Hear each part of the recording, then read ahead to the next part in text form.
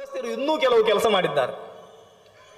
ಏನು ಮಾಡಿದ್ದಾರೆ ಅಂತಂದರೆ, ವಾತಾಪಿ ಮತ್ತು ಇಲ್ವಲ ಅಂತ ಇಬ್ಬರು ರಾಕ್ಷಸರು, ಅವರು ಎಲ್ಲ ಋಷಿಗಳಿಗೆ ತೊಂದರೆ ಕೊಡುವುದು ಹೇಗೆ ಅಂತಂದರೆ, ಋಷಿಗಳನ್ನು ತಪಶಕ್ತಿವಂತರಾದ್ರಿಂದ ಹೋಗಿ ತಿನ್ನಲಿಕ್ಕಾಗುವುದಿಲ್ಲ, ಧರ್ಮ ಮಾರ್ಗದಲ್ಲೇ ತಿನ್ನು ಹಾಗೆ ಮಾಡೋದು. ಹೇಗೆ ಅಂತಂದರೆ, ವಾತಾಪಿ ಎನ್ನುವ ಒಬ್ಬ ರಾಕ್ಷಸ, ಇಲ್ವಲ ಎನ್ನುವ ಮತ್ತೊಬ್ಬ, ಅವರು ಮಾಯಾವಿಗಳಾದ್ರಿಂದ ವಾತಾಪಿಯನ್ನು ಇಲ್ವಲ ಕೊಂದು ಅಡಿಗೆ ಮಾಡೋದು, ಅಡಿಗೆಯಲ್ಲಿ ಬೆರೆಸೋದು. ಋಷಿಗಳ ಹತ್ರ ಹೋಗಿ ವೇಷ ಮರೆಸಿಕೊಂಡು ಹೋಗಿ, ನಾನು ಶ್ರಾದ್ದಕ್ಕೋಸ್ಕರ ಎಲ್ಲ ತಯಾರು ಮಾಡಿದ್ದೇನೆ, ತಂದೆಯ ಶ್ರಾದ್ದ, ಹಾಗಾಗಿ ನೀವು ಊಟಕ್ಕೆ ಬರಬೇಕು ಅಂತ ಕರೆದು ಋಷಿಗಳಿಗೆ ಭೋಜನ ಹಾಕುವುದು. ಅದರಲ್ಲಿ ಈ ಭೋಜನದ ಒಳಗೆ, ಅಡಿಗೆ ಒಳಗೆ ವಾತಾಪಿಯ ಶರೀರ ಉಂಟು. ವಾತಾಪಿ ಇದ್ದಾನೆ ಅಂತ ಅರ್ಥ, ಅವ ಜೀವಂತನಾಗಿ ಇದ್ದಾನೆ, ಅವ ಸಾಯುವುದಿಲ್ಲ. ಮಾಯಾವಿಗಳು ಹೀಗೆ ಊಟ ಮಾಡಿದ ಮೇಲೆ ವಾತಾಪಿಯನ್ನು ಕರೆಯುವುದು, ವಾತಾಪಿ ಬಾ ಅಂತ. ವಾತಾಪಿ ಈ ಋಷಿಯ ಉದರವನ್ನು ಬೇಗಿಸ್ಕೊಂಡು ಬರುವುದು, ಋಷಿ ಸಾಯ್ತಾನೆ ಅಂತ. ಹೀಗೆ ಆ ಋಷಿಗಳನ್ನು ಕೊಲ್ತಾ ಇದ್ರಂತೆ. ಅಗಸ್ತ್ಯರು ಬಂದಿದ್ದಾರೆ ಒಂದು ದಿವಸ, ಅವರಿಗೆ ಗೊತ್ತುಂಟು ವಿಷಯ. ಆಯಿತು ಅಂತ ಊಟ ಎಲ್ಲ ಮಾಡಿದರು. ಯಥಾ ಪ್ರಕಾರ ಇಲ್ವಲ್ಲ ವಾತಾಪಿಯನ್ನು ಕರೀತಾನೆ, ವಾತಾಪಿಯ ಹೊರಗೆ ಬಾ ಅಂತ. ಅಗಸ್ತ್ಯರು ಉದರವನ್ನು ಮುಟ್ಟಿಕೊಳ್ತಾರಂತೆ. ವಾತಾಪಿ ಜೀರ್ಣ ಆಯಿತು, ಇನ್ನು ಬರಲಿಕ್ಕಾಗುವುದಿಲ್ಲ ಅಂತ. ಅಂದರೆ ಆ ರಾಕ್ಷಸನನ್ನು ಕೂಡ ಜೀರ್ಣ ಮಾಡಿಕೊಂಡವರು ಅಂತ ಅರ್ಥ. ತನ್ನ ಉದರದಲ್ಲಿ ಅವ ಇನ್ನು ಬರುವುದಿಲ್ಲ ಅಂತ ಹೇಳಿಬಿಟ್ರು, ವಾತಾಪಿ ಬರಲಿಕ್ಕೆ ಆಗಲಿಲ್ಲ. ಹಾಗಾಗಿ ವಾತಾಪೇ ಜೀರ್ಣೋಭವ ಅಂತ ಒಂದು ವಾಕ್ಯವೇ ಅಗಸ್ತ್ಯರಿಗೆ ಒಂದು ಪ್ರಶಸ್ತಿ ಕೊಟ್ಟ ಹಾಗೆ ಇರ್ತದೆ. ಅಂತಹ ಅಗಸ್ತ್ಯರು ಅಂತ ಅರ್ಥ. ಅವರ ಹತ್ರ ಹೋಗಬೇಕು ಅಂತ ಕೊನೆಗೆ ದೇವತೆಗಳೆಲ್ಲ ಒಟ್ಟು ಸೇರಿ ಕಾಲೇಯರ ಮಥನಕ್ಕೋಸ್ಕರ, ನಿವಾರಣೆಗೋಸ್ಕರವಾಗಿ ಅಗಸ್ತ್ಯರ ಹತ್ರ ಉಪಸಕ್ತಿ ಮಾಡ್ತಾರೆ. ಅವರ ಹತ್ರ ಕೇಳಿಕೊಳ್ತಾರೆ, ಸಮುದ್ರ ಅದು ಅಗಾಧವಾದದ್ದು, ಅಂತಹ ಅಗಾಧವಾದ ಸಮುದ್ರವನ್ನು ನಮಗೆ ಪ್ರವೇಶ ಮಾಡಲಿಕ್ಕೆ ಆಗ್ತಾ ಇಲ್ಲ, ನೀವೇನು ಮಾಡಬೇಕು ಅಂತಂದು ಕೇಳಿದರೆ, ಸಮುದ್ರವನ್ನು ಆಪೋಷಣ ತಗೊಳ್ಬೇಕು, ನಿಮ್ಮ ಹತ್ರ ಸಾಧ್ಯ ಉಂಟದು. ಹಾಗಾಗಿ ಏನಾದರೂ ಮಾಡಿ ನಮಗೆ ಉಪಕಾರ ಮಾಡಬೇಕು ಅಂತ ಪ್ರಾರ್ಥನೆ ಮಾಡ್ತಾರೆ. ಪಿಬಾರ್ಣವಂ ದೇವಮುನೆ ಮಹಾತ್ಮನ್, ನಮಗೋಸ್ಕರವಾಗಿ ಅರ್ಣವವನ್ನು, ಸಮುದ್ರವನ್ನು ಆಪೋಷಣ ತೆಗೆದುಕೊಳ್ಳಿ ಅಂತ. ಅಗಸ್ತ್ಯರಿಗೆ ದೊಡ್ಡ ವಿಷಯ ಅಲ್ಲ, ನಮ್ಗೆ ಆಲೋಚನೆ ಮಾಡ್ಬೋದು.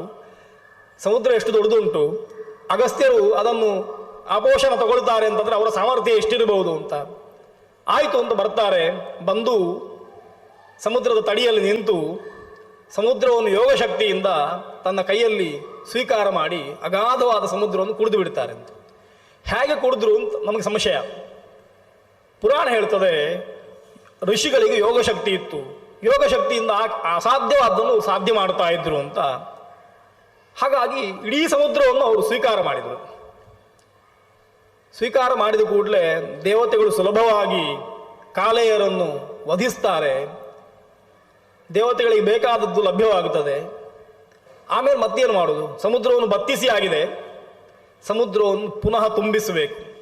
ಅಗಸ್ತ್ಯರ ಹತ್ರ ಕೇಳ್ತಾರೆ, ಪೂರಯಸ್ಸು ಮಹಾವಿಪ್ರ ಸಮುದ್ರಂ ಲೋಕಭಾವನ ಯತ್ವಯ ಸಲಿಲಂ ಪೀತಂ ತದಸ್ಮಿನ್ ಪುನರುತ್ಸೃಜ. ಅಗಸ್ತ್ಯರೇ, ನಮಗೆ ಅನುಗ್ರಹ ಮಾಡಬೇಕು, ಇಲ್ಲಿವರೆಗೆ ಅನುಗ್ರಹ ಮಾಡಿದ್ದೀರಿ, ನಮಗೆ ಬೇಕಾಗಿ ಸಮುದ್ರವನ್ನೆಲ್ಲ ಕುಡಿದಿದ್ದೀರಿ, ಈಗ ಆ ಸಮುದ್ರವನ್ನು ಮತ್ತೆ ಪುನಃ ನೀವು ತುಂಬಿಸಬೇಕು ಅಂತ.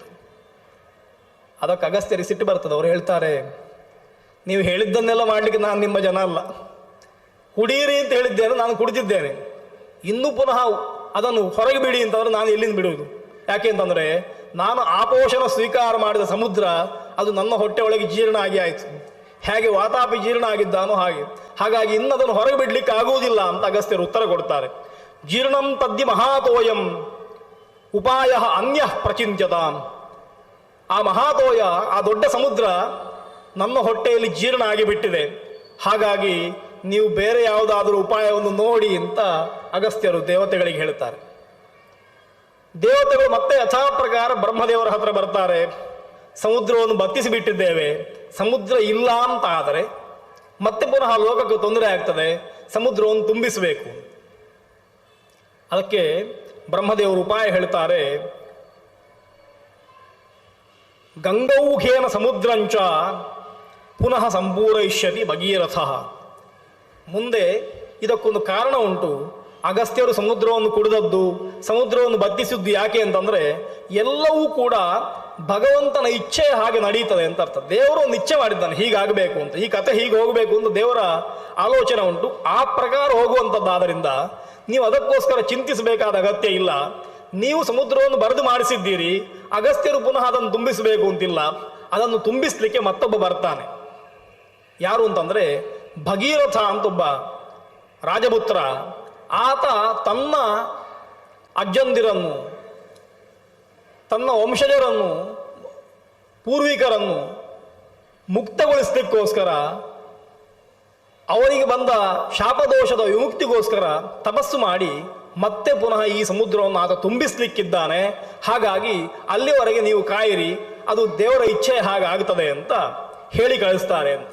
ಮುಂದೆ ಭಗೀರಥ ಅದೇ ಸಮುದ್ರವನ್ನು, ಗಂಗೆಯನ್ನು ಸ್ವರ್ಗದಿಂದ ತರಿಸಿ ಗಂಗೆಯನ್ನು ಹರಿಯುವಂತೆ ಮಾಡಿ ಈ ಸಮುದ್ರವನ್ನು ತುಂಬಿಸ್ತಾನೆ. ಗಂಗೆ ಹೋಗಿ ಆ ಸಮುದ್ರಕ್ಕೆ ಸೇರುವ, ಸಮುದ್ರವನ್ನು ತುಂಬಿಸುವ ಜಾಗ ಒಂದು ತೀರ್ಥಕ್ಷೇತ್ರ. ಅಲ್ಲಿ ಸ್ನಾನ ಮಾಡಿದವನಿಗೆ ಆ ತೀರ್ಥವನ್ನು ಯಾರು ಸೇವಿಸ್ತಾನೆ, ನಿಷೇವಣೆ ಮಾಡ್ತಾನೆ, ಆ ತೀರ್ಥದಲ್ಲಿ ಯಾರು ಹೋಗಿ ಇರ್ತಾನೆ, ಅವನಿಗೆ ಅನಂತವಾದ ಫಲಗಳನ್ನು ಪುರಾಣ ಹೇಳ್ತದೆ. ಹಾಗಾಗಿ ಅದನ್ನು ವರ್ಣನೆ ಮಾಡುವಾಗ ಅಲ್ಲಿ ಕಪಿಲಾಶ್ರಮ ಇವತ್ತಿಗೂ ಉಂಟು.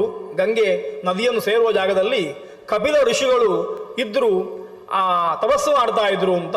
ಹಾಗಾಗಿ ಅಂತಹ ಕಪಿಲಾಶ್ರಮದ ಬಳಿಯಲ್ಲಿಯೇ ಗಂಗೆ ಸಮುದ್ರವನ್ನು ಸೇರ್ತದೆ ಅಂತ. ಅಂತಹ ತೀರ್ಥಕ್ಷೇತ್ರವನ್ನು ವರ್ಣನೆ ಮಾಡುವ ಪ್ರಸಂಗದಲ್ಲಿ ಈ ಕಥೆಯನ್ನು ಪುರಾಣ ನಮಗೆ ಹೇಳ್ತದೆ. ಹೇಳ್ತಾ ಅಗಸ್ತ್ಯರ ಚರಿತ್ರೆಯನ್ನು ನಮಗೆ ಕೊಟ್ಟು ದೊಡ್ಡ ಉಪಕಾರ ಮಾಡಿದೆ. ಋಷಿ ಒಬ್ಬ ಕೇವಲ ತಪಶಕ್ತಿಯಿಂದ, ಕೇವಲ ಭಗವದ್ ಅನುಗ್ರಹದಿಂದ ಎಂತಹ ಮಹಾಕಾರ್ಯವನ್ನು ಬೇಕಾದರೂ ಮಾಡಬಹುದು ಅಂತ ಹೇಳಲಿಕ್ಕೆ ಈ ಕಥೆ ಬರ್ತದೆ.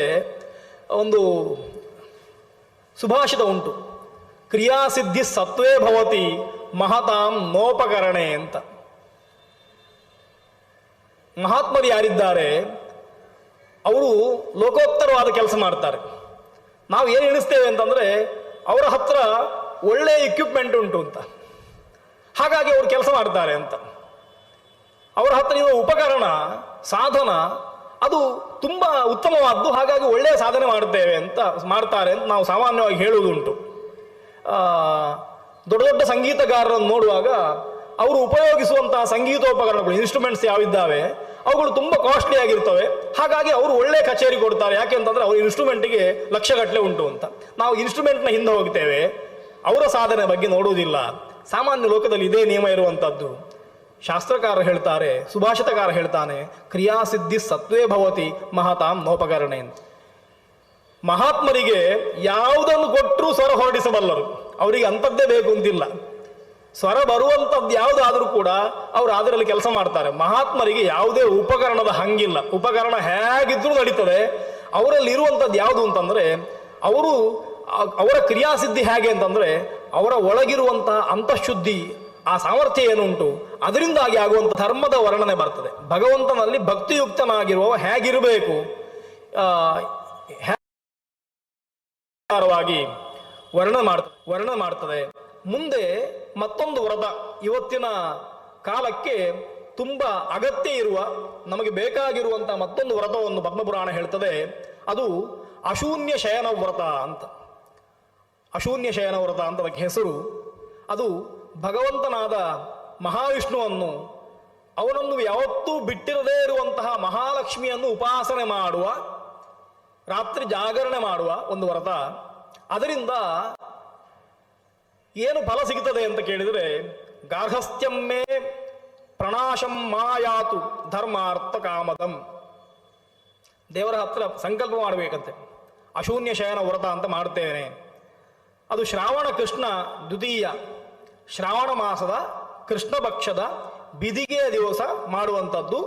ರಾತ್ರಿ ವ್ರತ ನಿಷ್ಠರಾಗಿ ತೃತೀಯದ ಬೆಳಿಗ್ಗೆ ಮರುದಿವಸ ದಾನಾದಿಗಳನ್ನು ಮಾಡಲಿಕ್ಕುಂಟು. ಆ ವ್ರತವನ್ನು ಹೇಳ್ತಾ ಫಲವನ್ನು ಹೇಳ್ತದೆ ಶಾಸ್ತ್ರ.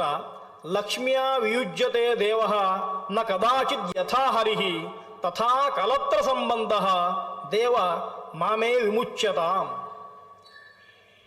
ಮಹಾಲಕ್ಷ್ಮಿ ಮತ್ತೆ ಭಗವಂತ ನಾರಾಯಣ ಇಬ್ರು ಯಾವತ್ತೂ ಒಟ್ಟಿಗಿರುವವರು.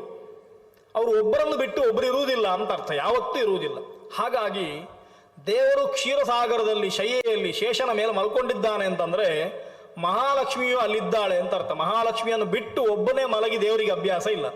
ದೇವರನ್ನು ಒಬ್ಬನನ್ನೇ ಬಿಟ್ಟು ತಾನು ವಿಶ್ರಾಂತಿ ತಗೊಳ್ಳುವ ಅಭ್ಯಾಸ ಮಹಾಲಕ್ಷ್ಮಿಗೂ ಇಲ್ಲ. ಹಾಗಾಗಿ ಇಬ್ಬರೂ ಕೂಡ ಒಟ್ಟಿಗಿರುವವರು ಅಂತ ಅರ್ಥ. ಅಂತಹ ಅನಾಜಿ ದಂಪತಿಗಳನ್ನು ಆರಾಧನೆ ಮಾಡಿದರೆ ನಮ್ಮ ಗಾರ್ಹಸ್ಥ್ಯವೂ ಕೂಡ ಸುಖವಾಗಿರ್ತದೆ. ಎಲ್ಲಿಯೂ ಕೂಡ ವಿರೋಧ ಬರುವುದಿಲ್ಲ, ಕಲತ್ರ ವಿರೋಧ, ಹೆಂಡತಿಯೊಟ್ಟಿಗೆ ವೈಮನಸ್ಯ ಬರುವುದಿಲ್ಲ, ಜಗಳ ಆಗುವುದಿಲ್ಲ. ಆ ದೃಷ್ಟಿಯಿಂದ ಶ್ರಾವಣ ಮಾಸದ ಕೃಷ್ಣ ಪಕ್ಷದ ದ್ವಿತೀಯ ದಿವಸ